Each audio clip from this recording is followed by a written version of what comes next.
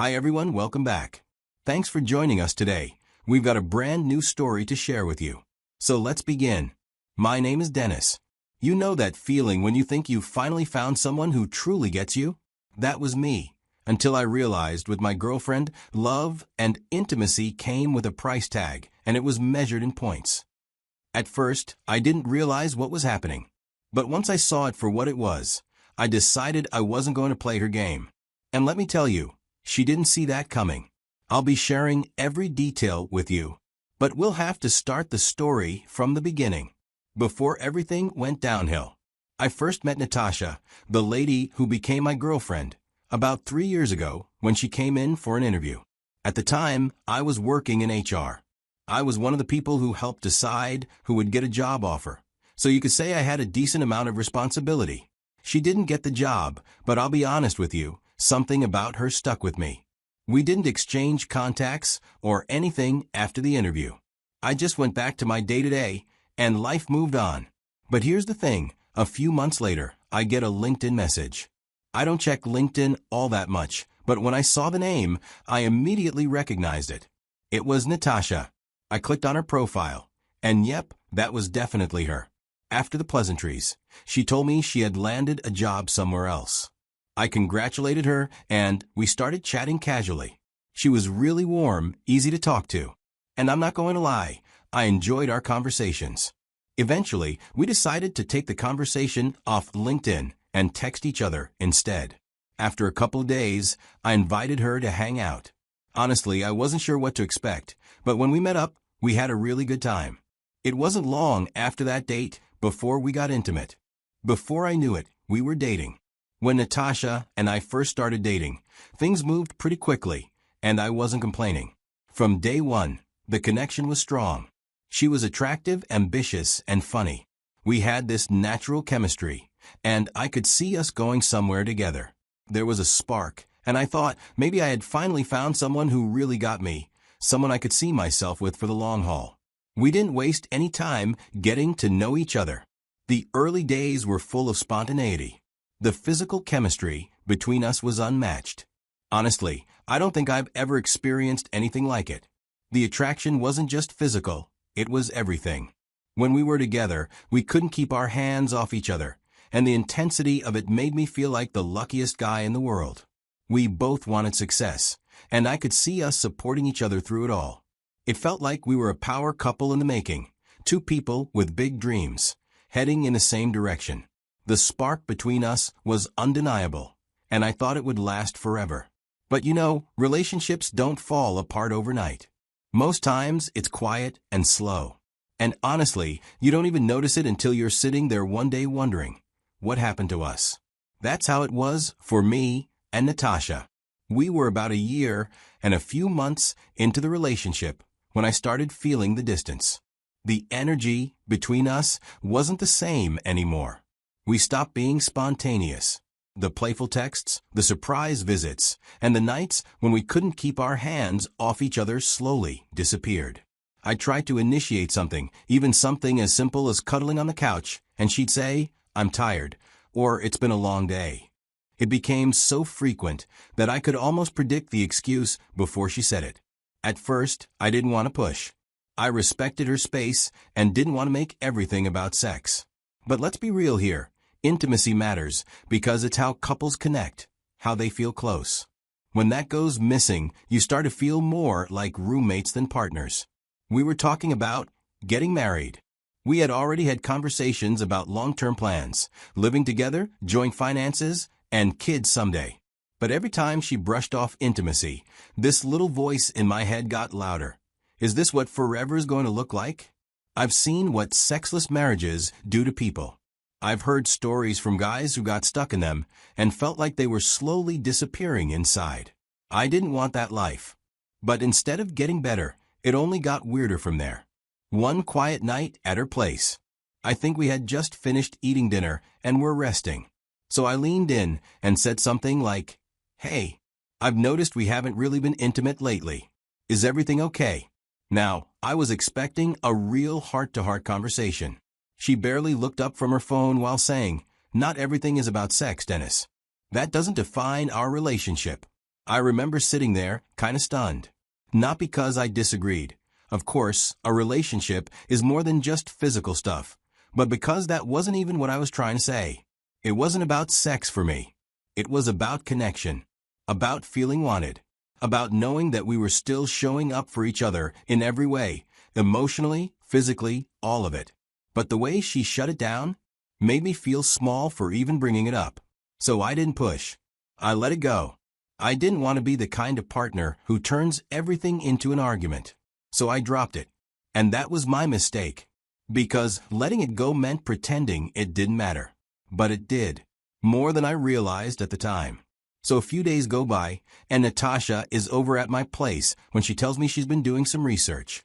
Says she found something that's supposed to help couples grow closer, keep the relationship fun, fresh, and engaging. She called it a relationship game. Now, I'm a pretty open-minded guy. I like when people take initiative. And I figured, okay, maybe this is one of those online couple challenges or quizzes or something lighthearted. So I ask her to give me more details about what she's talking about. She starts explaining how it works. She tells me I can earn points for doing certain things, cleaning up, planning a date, surprising her with her favorite coffee, that sort of stuff. But if I forget something important, like missing a date night or leaving a mess, I'd lose points. She explains that there's a list of rewards. I remember her saying something like, once you earn enough points, you can unlock a reward. I ask, what kind of rewards? And she smiles and says things like cuddling, back rubs, kisses, and yeah, even sex. At first, I didn't think anything of it. I figured it was her way of being playful, like trying to spice things up in a creative way. I mean, it didn't seem harmful. The way she explained it made it sound like a couple's bonding game, like those things people do to keep the spark alive. I actually thought it was kind of flirty and silly in a cute way. We laughed about it, and I agreed to try it out. I had no idea what it would turn into. But in that moment, it just felt like a harmless joke between two people trying to keep their relationship interesting. But what started as this playful idea slowly turned into something that didn't feel like a game anymore. It felt like a contract I never signed. At first, it was things like, oh, you forgot to text me good morning? Minus 10 points. Or, you surprised me with dinner? That's 20 points. I thought it was just her being playful. I went along with it because, relationships take effort. And I had no problem putting in the effort. But then, slowly, everything changed. One night, I asked if she wanted to sleep over. We both had the next day off, and I thought it'd be nice. Simple, right? But she looks at me, totally serious, and goes, you want me to sleep over? That's 30 points. I kind of laughed, thinking she was messing with me. But she wasn't. She was dead serious. I asked her what she meant, and she just raised an eyebrow like I should know the rules by now. Another time, I asked her to give me a back massage because my shoulders were sore. Her response? What did you do to earn it? It was like I had to qualify for physical touch. I thought maybe she was just having a weird day, but it kept happening. Before I knew it, the rewards in this so-called system stopped being optional. There were conditions. If I didn't hit some invisible target she never showed me, I got nothing. And I'm not talking about gifts or date nights. I'm talking about basic physical closeness, hugs, cuddles, kisses, even sex. Everything had to be earned. One night, I asked if we could be intimate. She just said, you're still 25 points short. You haven't even cleaned the bathroom or brought me coffee this week. That's when I realized this wasn't about making our relationship better or more intentional. It was about control. It was about making me perform for affection. And here's the kicker. She was always the one in charge of the points. I never saw the chart. Never saw the scores. I couldn't check my own progress. She was the banker, the referee, and the rule maker all at once.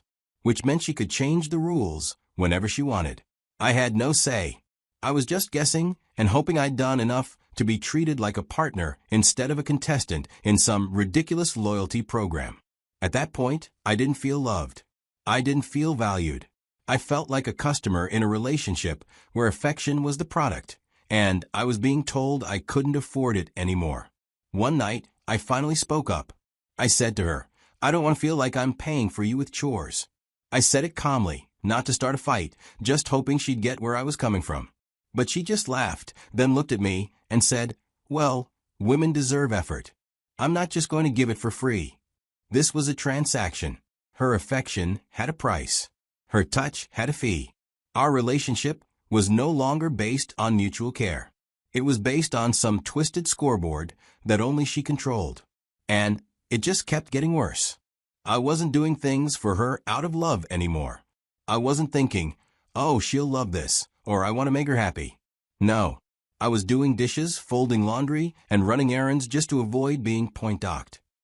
I was afraid that if I forgot to bring her coffee or didn't say the exact right thing, I'd lose access to her. That's how bad it got. There was no more spontaneity, no more passion. Everything had to be earned like I was applying for a damn credit card. I tried to keep my cool, so I didn't explode. But that silence didn't help. If anything, it gave her more room to double down. Finally, I said to her, "Hey, this isn't working for me." She looked me dead in the eye and told me I was overreacting, said I wasn't playing along. She made it seem like I was the one ruining the fun, like I was some kind of killjoy who couldn't handle a little game. And then she started mocking me, telling me I wasn't disciplined enough to earn the kind of intimacy I was asking for. I don't know how I did it, but I stayed calm. I can feel myself getting to my limit. And I reached my limit on the night of Natasha's birthday. I'd spent the whole week planning everything down to the last detail. This time, I wasn't just trying to check boxes. I genuinely wanted her to feel special. It was her day. I wanted to show up as the man who knew her, cared for her, and went the extra mile just because I loved her. So, on the evening of her birthday, we're back at her place after dinner. I'm thinking maybe this night brings us closer again. Maybe she'll see all I've poured into making her feel loved. I tried to pull her in for a kiss, but she leans in and gives me a kiss on the cheek. Then she says, "This got you 40 points. You're still 15 short. Maybe next weekend." I just sat there, stunned for a moment, because right then I was tired of all these. So I stood up. I walked over to the key holder by the front door. I took the spare key to my place I had given her when things were good, when I trusted that what we had was mutual.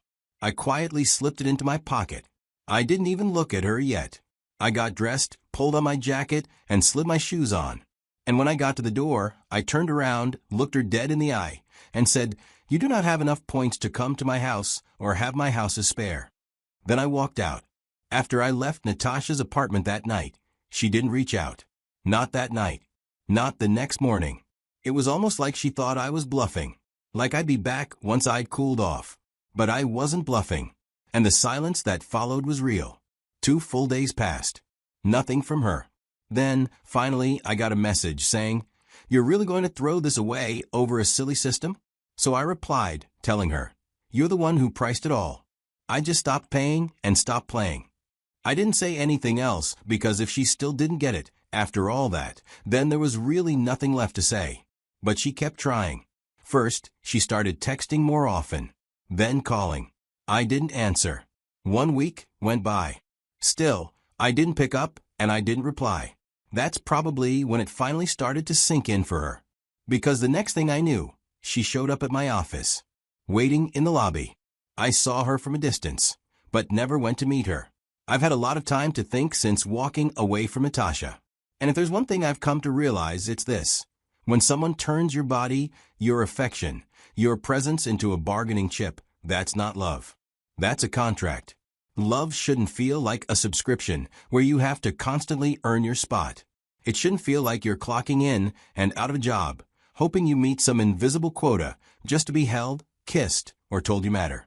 It took me a while, but I see it clearly now. What you called a game was just a clever mask for control. So no, I didn't lose her. I realized that being in a relationship where you're constantly being measured, scored, and denied affection if you don't pass, that isn't love. That's emotional manipulation dressed up in colorful charts and relationship growth. Anyway, that's my story. But now I want to hear from you. What do you think about the whole thing? Be honest. Would you have stayed and tried to make it work, or would you have done what I did and walked away? Let me know down in the comments. I'm genuinely curious to hear how others would have handled something like this. If this story hit home for you, or even just made you think, go ahead and like the video. And if you know someone who needs to hear this, maybe share it with them too. Thanks for watching. See you in the next one.